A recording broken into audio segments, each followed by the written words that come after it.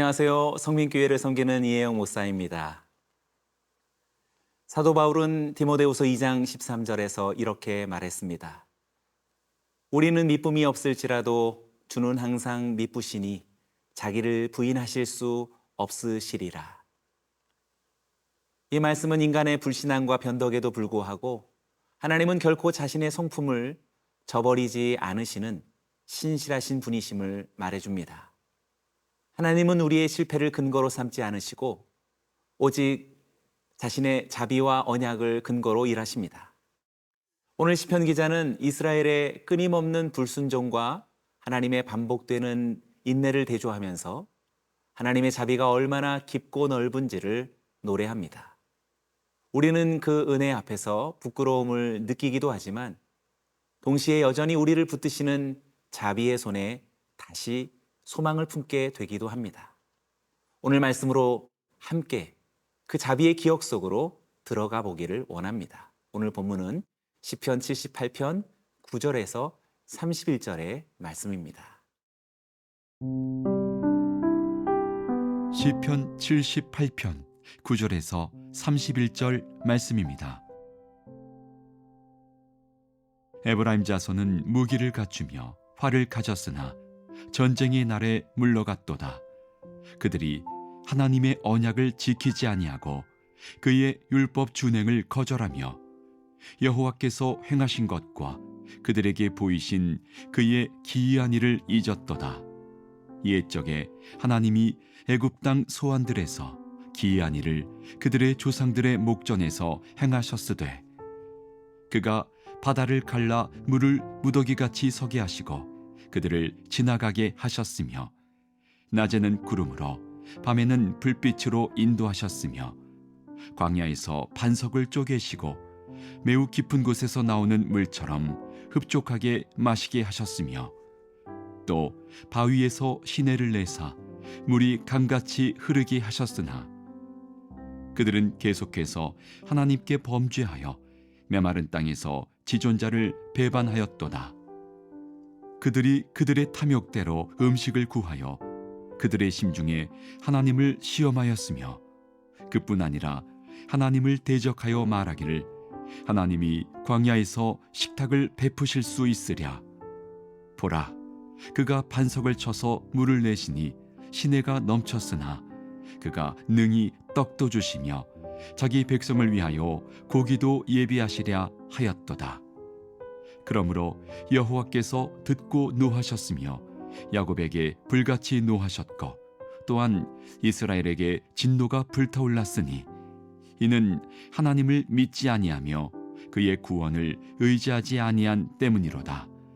그러나 그가 위의 궁창을 명령하시며 하늘문을 여시고 그들에게 만나를 비같이 내려 먹이시며 하늘 양식을 그들에게 주셨나니 사람이 힘센 자의 떡을 먹었으며 그가 음식을 그들에게 충족히 주셨도다. 그가 동풍을 하늘에서 일게 하시며 그의 권능으로 남풍을 인도하시고 먼지처럼 많은 고기를 비같이 내리시고 나는 새를 바다의 모래같이 내리셨도다. 그가 그것들을 그들의 진중에 떨어지게 하사 그들의 거처에 두르셨으므로 그들이 먹고 심히 배불렀나니 하나님이 그들의 원대로 그들에게 주셨도다. 그러나 그들이 그들의 욕심을 버리지 아니하여 그들의 먹을 것이 아직 그들의 입에 있을 때에 하나님이 그들에게 노염을 나타내사 그들 중 강한 자를 죽이시며 이스라엘의 청년을 쳐 엎드러뜨리셨도다. 9절은 이렇게 시작합니다.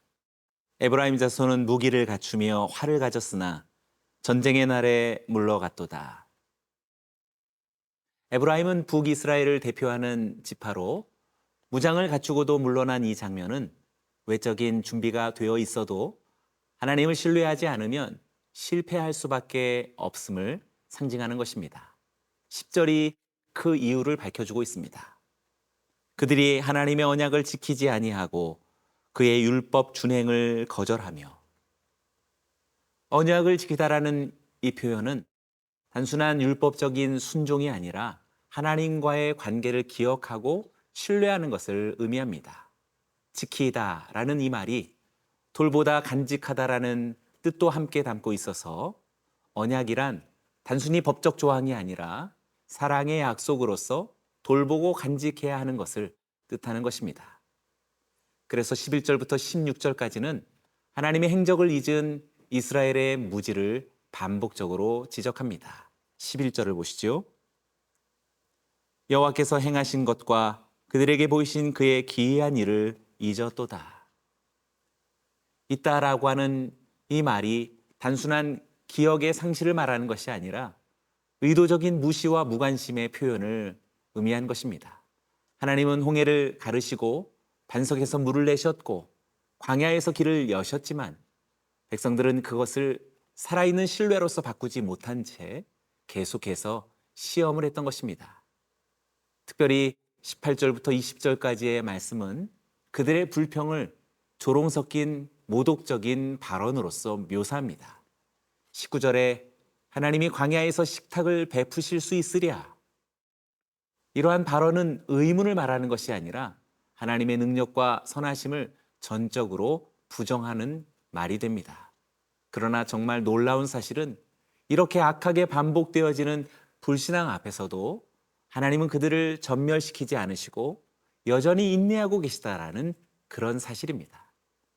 기억하지 않는 백성 앞에서 하나님은 끝없이 기억하시는 자비로 그들 가운데 계시는 분이십니다. 그렇습니다.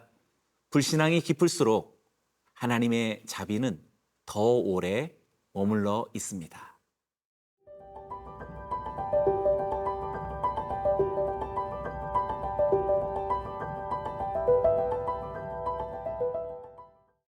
(21절은) 하나님의 거룩한 반응을 기록합니다. 그러므로 여호와께서 듣고 노하셨으며 야곱에게 불같이 노하셨고 또한 이스라엘에게 진노가 불타올랐으니. 하나님의 분노는 하나님의 성품을 배반한 백성에 대한 거룩한 질책입니다. 그러나 이 분노조차도 멸절이 아닌 훈련과 경계의 의미로 작용합니다. 그래서 하나님은 그들에게 떡과 고기를 내리십니다. 23절과 24절이지요. 그러나 그가 위의 궁창을 명령하시며 하늘 문을 여시고 그들에게 만나를 비같이 내려 먹이시며 하늘 양식을 그들에게 주셨나니.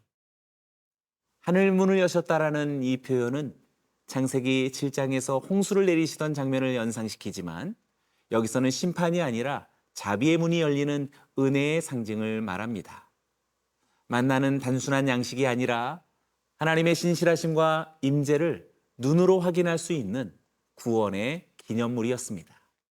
27절과 28절에서는 그들에게 고기, 곧 메추라기를 풍성히 내려주시는데 이 장면은 민수기 11장의 사건과 연결됩니다.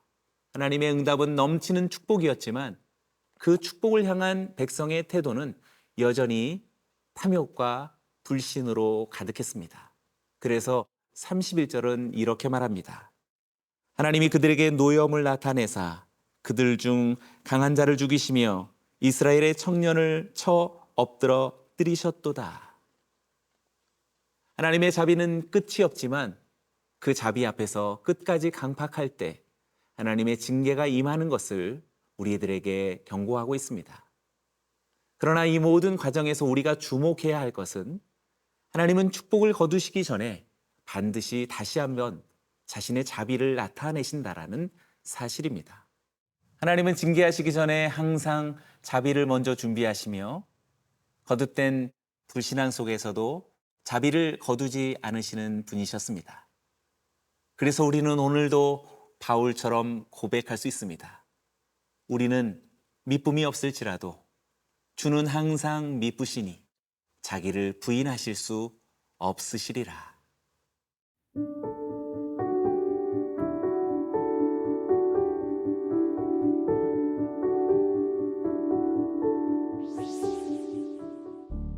자비로우신 하나님, 우리의 불신앙과 반복되는 실망에도 불구하고 주님은 항상 은혜의 문을 다시 여시며 생명의 떡을 내려주셨습니다. 기억하지 않는 자리에서 주님은 끝없이 기억하셨고, 거듭된 외면 속에서도 주님은 여전히 얼굴을 돌리지 않으셨습니다. 오늘도 그 자비의 하나님 앞에 우리를 다시 의탁합니다. 받아 주시옵소서. 예수님의 이름으로 기도드리옵나이다.